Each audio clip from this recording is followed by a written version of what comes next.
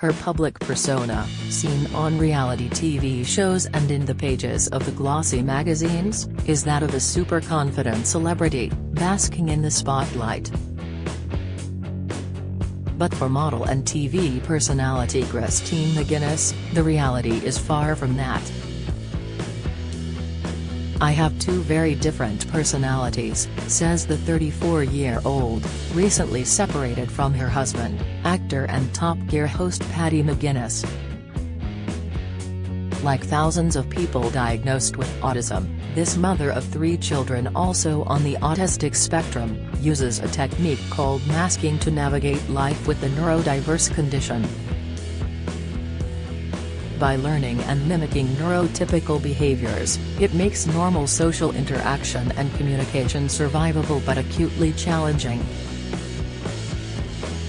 As she explains in her BBC One documentary Unmasking My Autism, which aired earlier this week, masking helps shield her from her condition, which was only diagnosed in August 2021. "Often before I turn up at an event, I'll be walking around feeling nervous and anxious as I don't want to socialize," she explains. "I'd rather sit in a corner and talk to nobody. But then I'll walk in and get it done. When I leave the room, I'm exhausted and just want to go home, put my pajamas on and be mummy to my kids, give them a cuddle and read them a story." This might sound like the social apprehension many people experience when faced with potentially daunting public engagements, but, as Christine explains, her autism-fueled social anxiety runs way deeper. "A close friend was telling me the other day that sometimes she forgets I'm autistic because I'm so good at hiding the traits. A lot of autistic people do that, as they want to fit in with everybody. But sometimes if I'm really struggling mentally and I'm totally exhausted, I don't want to pick up the phone or speak to people for days. It feels like all my communication points have been spent." She says it could even be her closest, bestest friend phoning or messaging her, yet she still often prefers to remain incommunicado. "For me it's become a way of coping," she adds. "But I know it isn't the best way because then I have to pick up the pieces when I feel like talking again." Christine has had more pieces than ever to pick up in the last 9 months since separating from Paddy, her husband of 11 years. It's been a roller coaster of emotions, with a mutual split coming shortly after publication of her autobiography, A Beautiful Nightmare, which detailed a traumatic childhood of sexual abuse and coping with a heroin-addicted father. Before their separation, the couple also made a documentary called Our Family and Autism, which explored their three children's autism diagnoses. Despite the upheaval, Christine says she's very much embracing her post-diagnosis existence, finally overcoming decades of feeling that she was, in her own words, mad. She has even published a children's book, Amazing Me, Amazing You, which encourages inclusion and understanding among autistic children and their families. "It was such a huge relief to finally have an answer to things I'd been feeling for years," she says. "There were so many times when I lay in bed at night with thousands of questions flying around my head like, why did I answer like that? Why did I not laugh at the right time? Why did I not manage that situation right? And now I understand, it's because I'm autistic." Prior to her diagnosis, she often failed to understand how other people made normal conversations appear so simple. "If I was at somebody's birthday or wedding, I'd be sat in a corner watching everyone and thinking, how are they all enjoying their lives so much? Where have they all got the energy from? What are they talking about? They've been at work all day together and they've still got more things to talk about in the evening?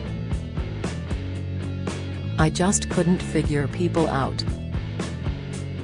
I still can't understand people, but now, because I've been diagnosed, I can understand why I can't understand them." A former beauty queen, Christine, was a regular cast member in The Real Housewives of Cheshire in 2019, and in The Games in 2022. Understandably, she feels frustrated at the medical establishment's failure to diagnose her autism earlier. "Of course I feel cheated," says the mother of twins Leo and Penelope, 9, and Felicity, 6.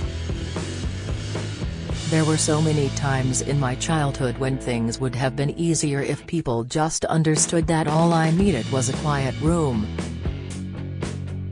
She explains how, during her teenage years, busy classrooms or the school canteen used to perturb her.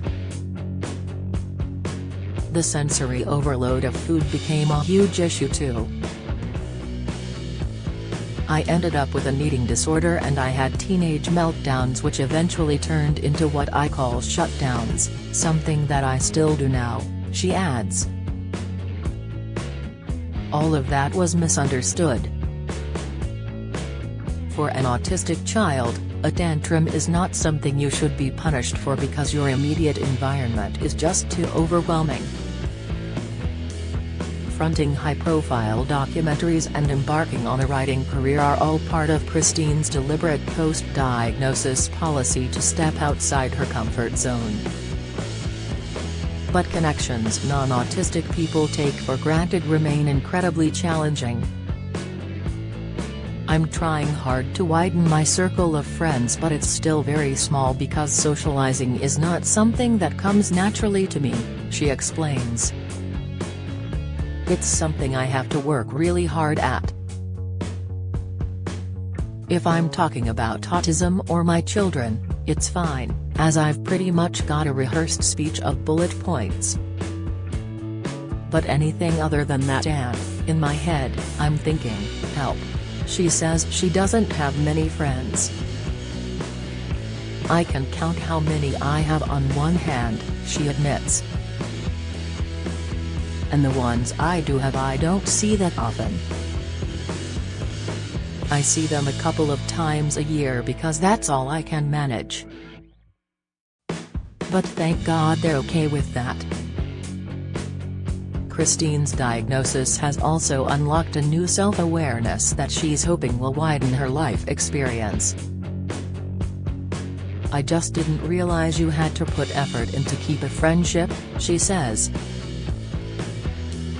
"I thought that once you made friends with someone, you were friends, but apparently you have to put coffee dates in and answer the phone and reply to text messages, too. Maintaining relationships is hard."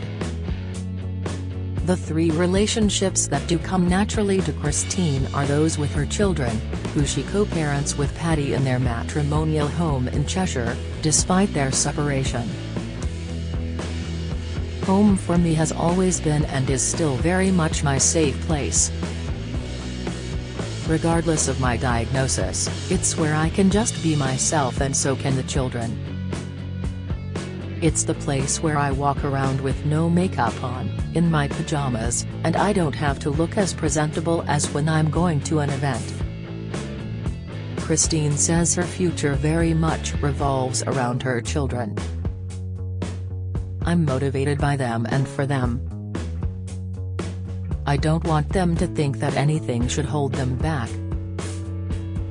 Although her own autism often prevented her from leaving home, she very much wants her children to enjoy traveling. "I want them to see the world, but I know it's going to be a slow process," she says. "If anyone can help them, it's me, but it's very much one step at a time. We won't be setting off on a backpacking adventure around Australia anytime soon though. At this point it's more likely a weekend in Blackpool. But we'll get there. Amazing Me, Amazing You" by Christine McGuinness, Scholastic, £7.99, is out now. Visit Express Bookshop. Our call Express Bookshop on 020-3176-3832. Christine McGuinness, Unmasking My Autism is available on the BBC iPlayer now.